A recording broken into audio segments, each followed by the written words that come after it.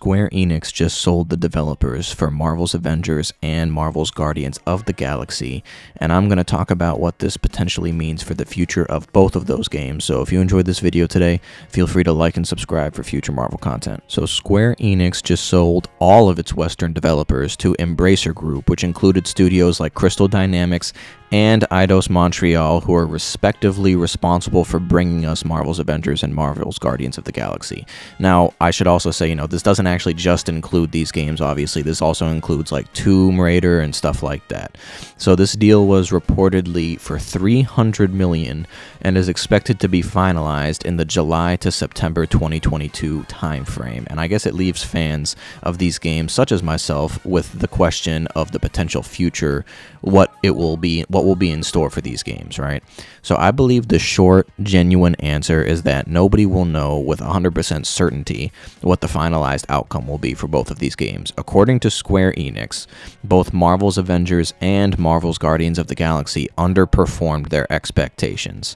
Now, Marvel's Avengers, upon its initial release, obviously was received critically, which may have had a negative impact going forward on Guardians of the Galaxy, even though it was a fantastic game. I mean, obviously, in my opinion, both games are fantastic, otherwise I wouldn't be making content on either of them. But, I would be foolish to try to believe Avengers was well received, especially when it was initially released, when it flat out was not well received at all. But the question at hand as to what will happen, I don't think it's that simple. In a live stream discussing the sale, Embracer actually said that they need final approval from different people to acquire games like Avengers and Guardians of the Galaxy, but that they don't expect the approval to be denied. So with that said, going forward, they also implied that going forward, new deals would need to be made with Marvel to continue to produce games with these properties, which obviously makes sense. So to me, I think at the minimum, this means that we will get content for Marvel's Avengers that has already been planned out and is being prepped for release. So obviously, at that point, that's up in the air as to what exactly that could mean. That could mean Jane Foster, which has obviously already been announced and stuff, or it could maybe even be a little bit further than that, depending on how finished other things are. Like, it could potentially be She-Hulk, Winter Soldier, Captain Marvel, what have you, if we're going off of the leaks from Miller.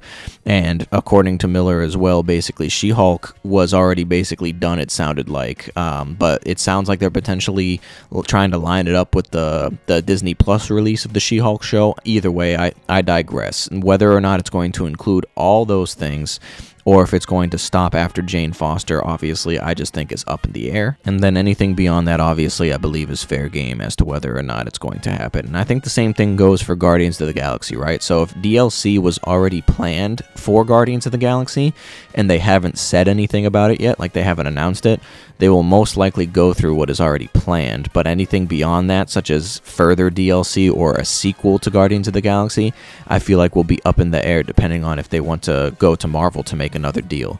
So in my personal opinion, it could very well mean the end of Marvel's Avengers after future immediate updates. But again, only time will tell, because if they go off of Square Enix's disappointment in the game with its revenue and stuff like that, it could very well be the end of Marvel's Avengers. However, in my personal opinion, if they do what is a smart move and make the game free to play, Avengers could have a good chance to continue on, because the game itself already basically only makes money from cosmetics in the marketplace. So in my opinion, making the game free to play is the best move, because it won't change how they're currently making their money, but it will allow the game to be put into hands of more people who are potentially interested but could either maybe not afford it, or they didn't want to spend money on it due to what they had heard about the game from others. But if they get it for free, they're more likely to also spend money on things in the marketplace, potentially generating more revenue for the game. But, again, that's just my opinion. I just think going free to play would be the best decision for Avengers to do, because again, they're not making money from the game otherwise outside of the marketplace. But that's just my opinion, and while I want Avengers to continue on, I'm not very surprised by anything that might happen at this point, especially because of how the beginning of this year for the state of the game went. It was very rocky, riddled with glitches, with no information. So you know what? It is what that is at that point. That's in the past. And honestly, at this point, I've come to it where it's like, I'm just happy the game exists, because obviously I would rather have this game exist at all rather than not existing. So I'm happy that this game exists, it's tangible, and I can play it. And I'm just happy that it's here. So I'm just beyond what had happened in the past.